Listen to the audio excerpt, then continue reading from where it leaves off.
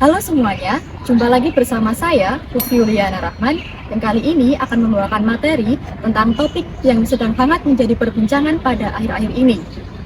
Tanpa berlama-lama, yuk kita simak video berikut ini.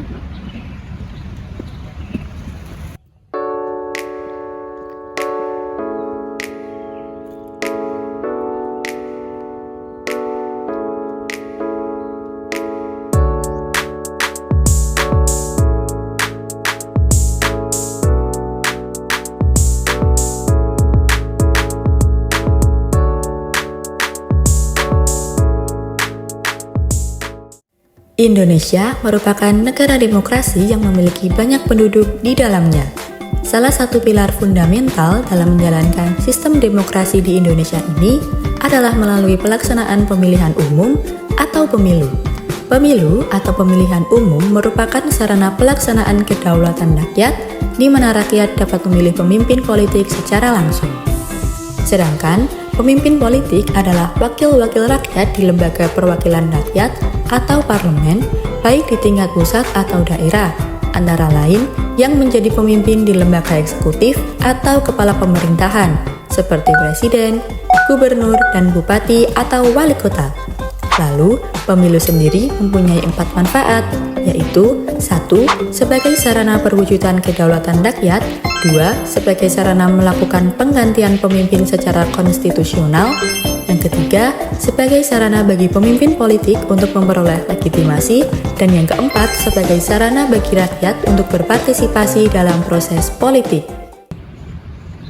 Sesuai dengan ketentuan pada pasal 22E Undang-Undang Dasar Negara Republik Indonesia pada tahun 1945, pemilu dilaksanakan untuk memilih presiden dan wakil presiden, anggota DPR, anggota DPD, dan juga anggota DPRD yang diselenggarakan berlandaskan asas langsung, umum, bebas, rahasia, jujur, dan adil pada setiap 5 tahun sekali.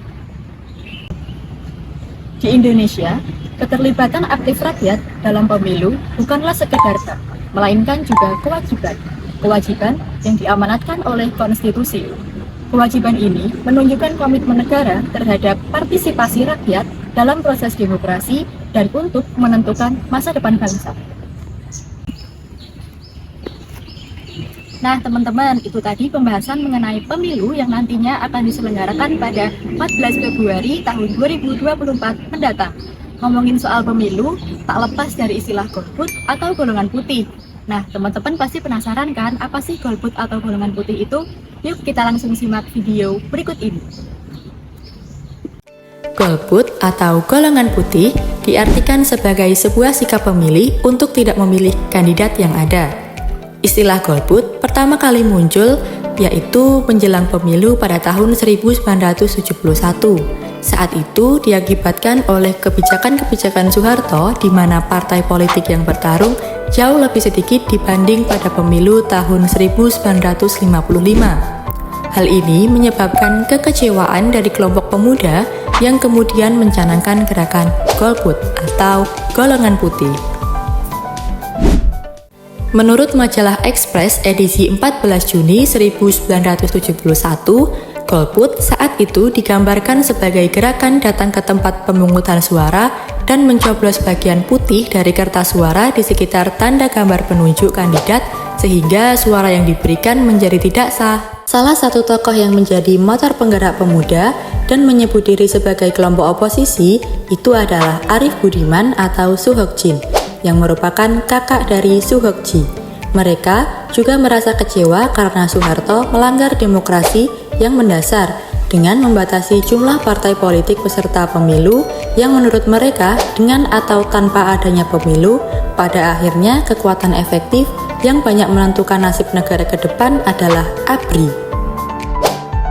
Aparat pemerintah Soeharto bertindak represif dengan mengintervensi suara pemuda. Bahkan pemerintah mengancam hukuman 5 tahun penjara bagi siapapun yang mengajak untuk tidak memilih dalam pemilu 1971.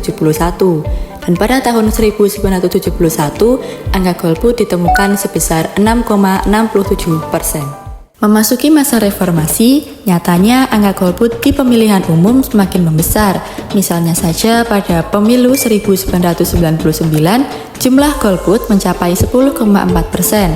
Selanjutnya pada Pileg 2004, jumlah golput mencapai 15,9%. Sementara golput saat Pilpres 2004 mencapai 21,8%.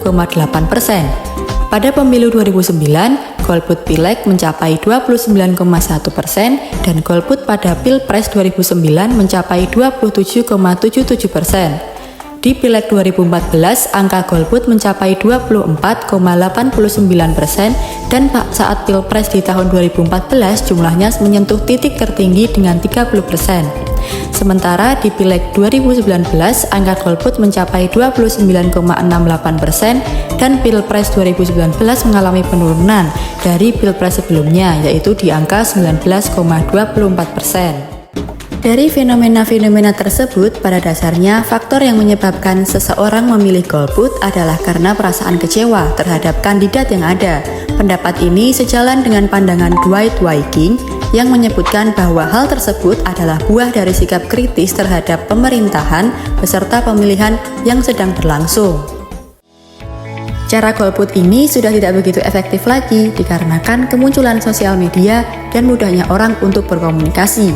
Maka dari itu, mengkritik dan menyuarakan banyak hal jadi mudah.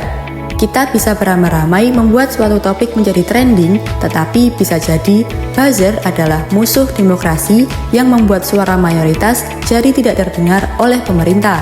Jalan terbaik dalam demokrasi ini adalah dengan kita berjuang menyuarakan kebaikan dan nilai yang kita anut, baik secara langsung maupun lewat sosial media. Pemilihan umum di Indonesia bukan hanya sekedar ritual formal, melainkan sebuah tonggak penting dalam menjaga kestabilan politik, mendorong perwakilan yang beragam, dan memastikan pemerintahan yang sesuai dengan aspirasi rakyat. Di negara Indonesia yang sudah demokratis ini, sebaiknya kita harus tetap pergi untuk memilih dan menggunakan hak suara kita, karena setiap suara kita tentunya akan berpengaruh ke masa depan bangsa Indonesia. Maka dari itu, yuk pakai hak suara kita di pemilu 2024 mendatang.